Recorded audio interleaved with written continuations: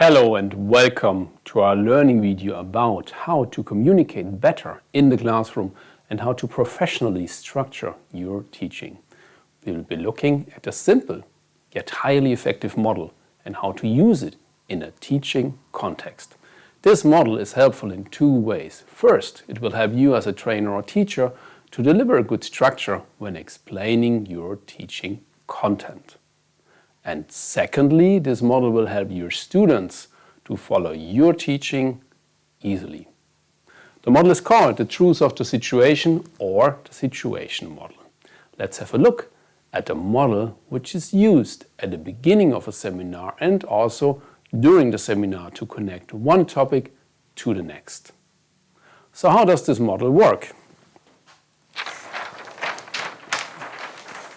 According to the model, every situation and every teaching situation can be broken down into 4 parts. The first part is called background or reason. This part describes the history of the situation, or in other words, what has happened up until today and why are we here today. This part answers the question, what is the history behind and where do we come from? The second part is called the topic of the situation, which means what is our agenda and what topic will we be talking about. The lower part is called participants or roles and describes who is present and what is the role of each person and what is expected from each person. That means this part answers who is present and what is expected. The final part is called the objective and determines or describes the desired outcome.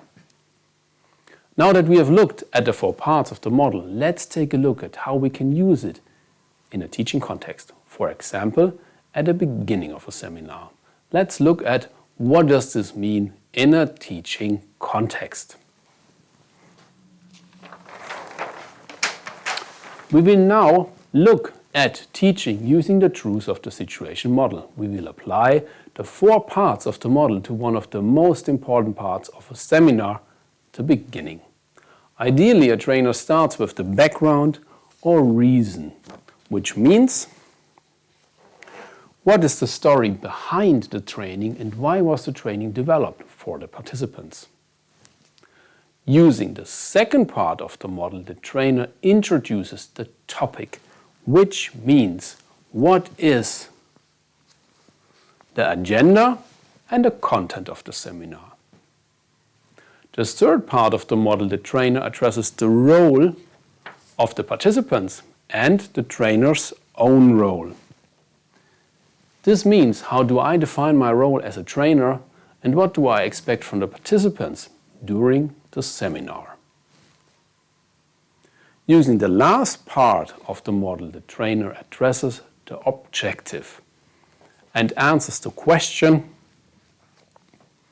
what are my objectives as a trainer and what are the expectations of the students at the beginning of the seminar.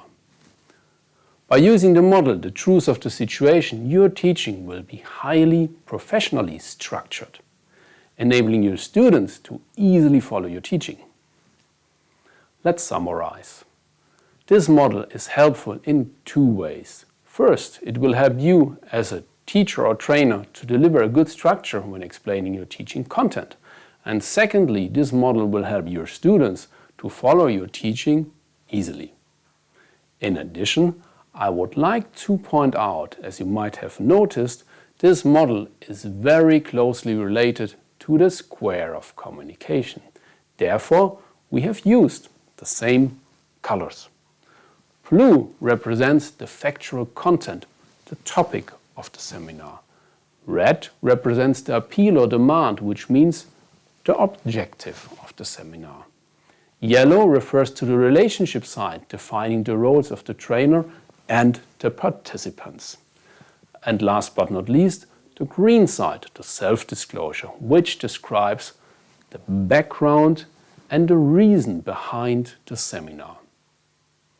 So, understanding the square of communication will help you to use the model the truth of the situation.